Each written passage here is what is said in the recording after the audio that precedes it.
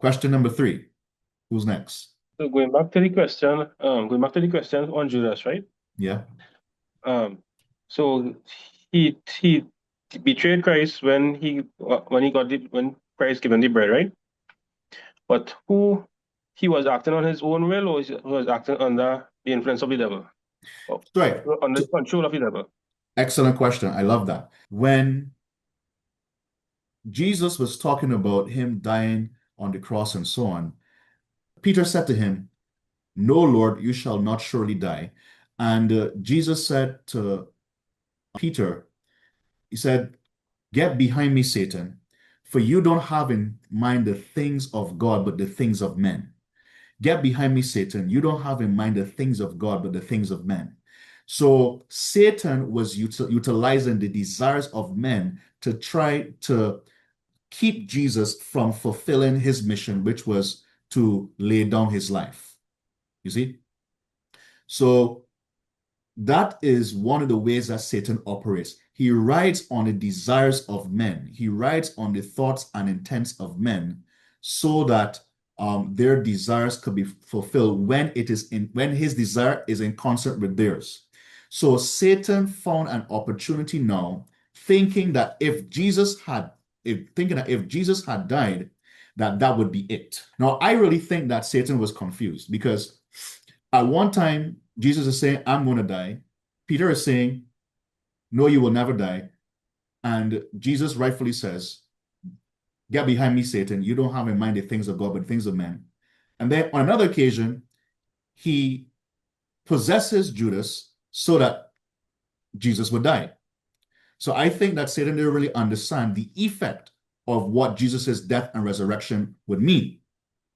So, Then Judas didn't betray Christ then. so Judas did betray Christ, but it was already in his heart that he didn't Okay. believe Jesus. He didn't believe Jesus fully.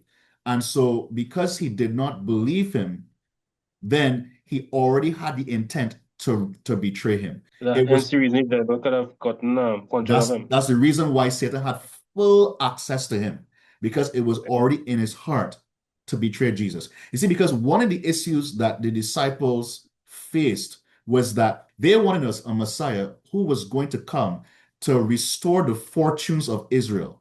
They wanted a Messiah who was going to come to release them from the authority of the Romans.